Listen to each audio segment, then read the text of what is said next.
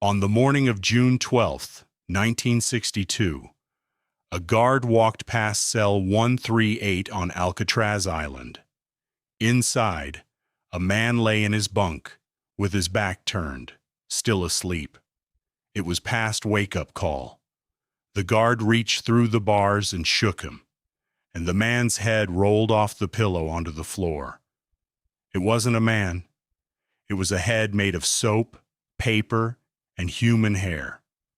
And the three prisoners who built it were already gone. To understand how impossible this was, you have to understand the island.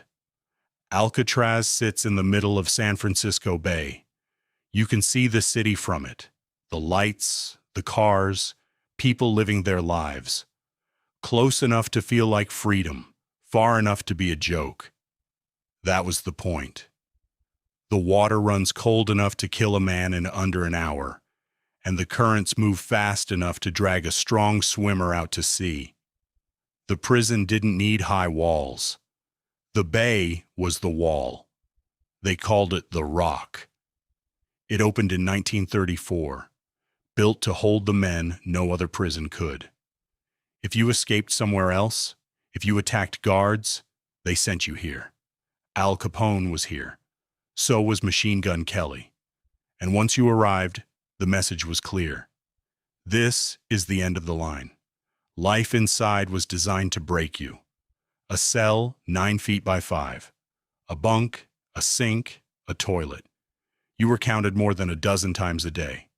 You got 4 things by right: food, clothing, shelter, medical care. Everything else you had to earn. And every day, you could hear the city across the water. On New Year's Eve, prisoners said they could hear people laughing at parties in San Francisco. So men tried to leave. Between 1934 and 1963, 36 prisoners made 14 escape attempts. Most were caught within hours, still on the island. Some were shot. Some drowned. One attempt in 1946 turned into a 2-day battle that had to be ended by the Marines. 36 men, and not one confirmed successful escape. Then, in 1960, a man named Frank Morris arrived. Morris had been abandoned as a child, passed between foster homes, arrested for the first time at 13. By his 20s, he was a professional burglar, and he had already escaped from another prison in Louisiana. But what made him dangerous wasn't his record. When they tested him, his IQ came back in the top 2% of the population. He was, by the prison's own measurement, one of the smartest men on the island. And he was patient. On Alcatraz, patience was the only weapon they let you keep. In his cell block, he found 2 brothers, John and Clarence Anglin, bank robbers from a family of 13 children, absolutely inseparable, and crucially, exceptional swimmers. As kids, they had swum in freezing lakes in Michigan, sometimes with ice still on the water. Cold water didn't frighten them the way it frightened everyone else. A 4th man joined them, Alan West. He worked maintenance, which gave him access to tools, paint, and reasons to be places other prisoners couldn't go. Between them, they had everything. A planner with a genius mind, 2 brothers who could actually swim the bay, and a man with the keys to the workshop. The plan began with a flaw in the building. Alcatraz was old, sitting in salt air and constant damp, and by the 60s, the concrete was quietly rotting. At the back of every cell was a small ventilation grill, about the size of a dinner plate, opening into a hidden utility corridor behind the wall, full of pipes and completely unwatched. A secret passage running through the entire cell block. The only problem was the hole. It was far too small for a man. But the concrete around it was soft, so they started digging. Not with tools, they had none. They used spoons stolen from the mess hall and a drill improvised from the motor of a broken vacuum cleaner. They scraped, night after night, at the crumbling concrete. It took months. Imagine that. Every night on your knees in the dark, scratching at a wall with a spoon, knowing one flashlight ends everything. The noise was the biggest danger, and their solution was almost funny.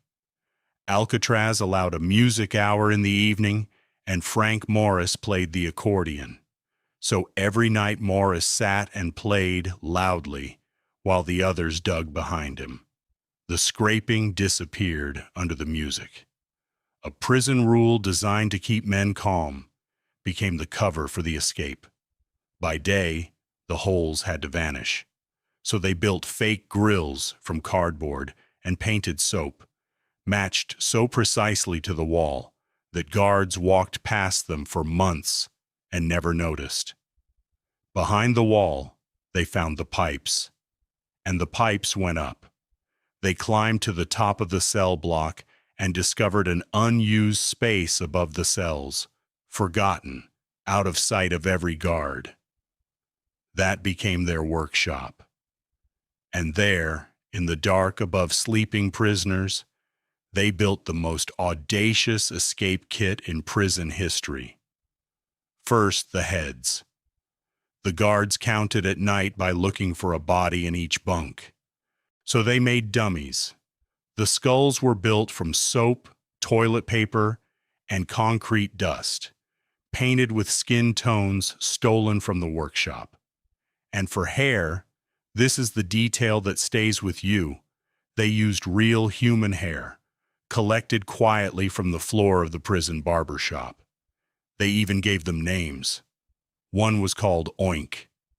Under a blanket, in a dark cell, they looked exactly like sleeping men. Then came the water, 2.5 kilometers of it, cold enough to kill. So they decided to build a boat. They collected raincoats, more than 50 of them, stolen or quietly donated by other prisoners who knew exactly what was happening and never said a word. That silence across an entire cell block for months might be the most remarkable part of this story.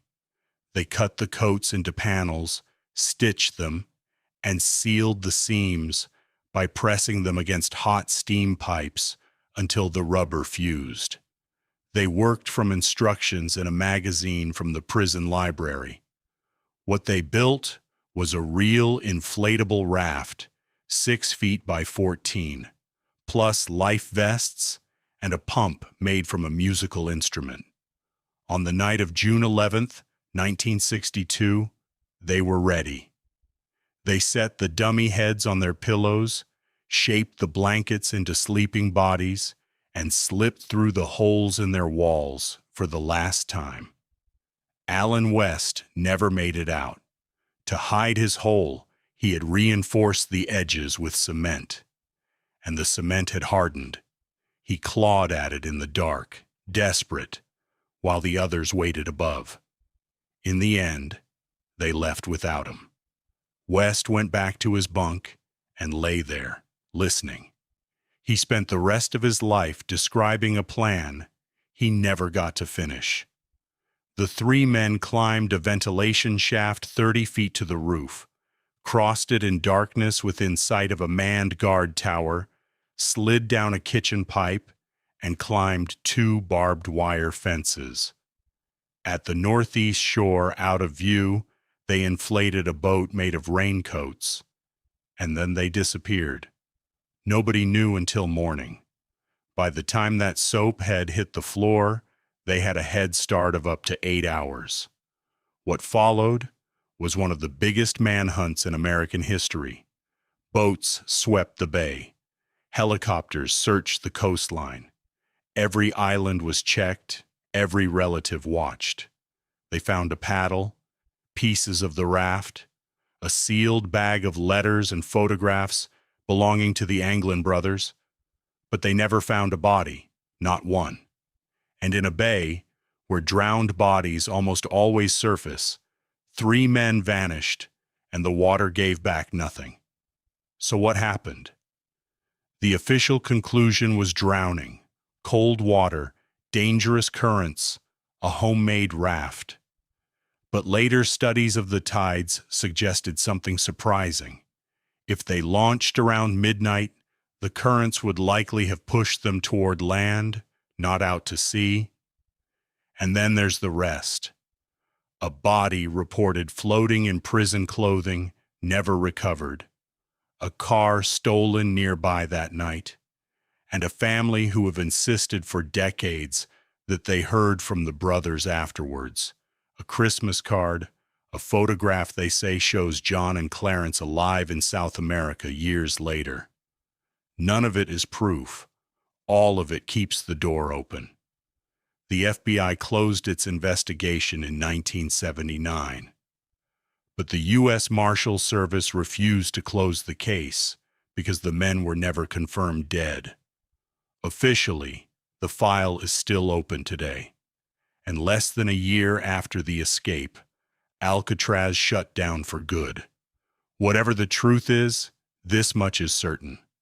3 men, locked in the most secure prison in America, using spoons, soap, human hair, and stolen raincoats, walked out of a place designed to be impossible to leave. So tell me, do you think they made it? Or did the bay take them that night? Let me know in the comments. If you enjoyed this story, drop a like. It really helps the channel. Subscribe so you don't miss the next one. And the next story is already waiting for you on screen right now. Go watch it. I'll see you there.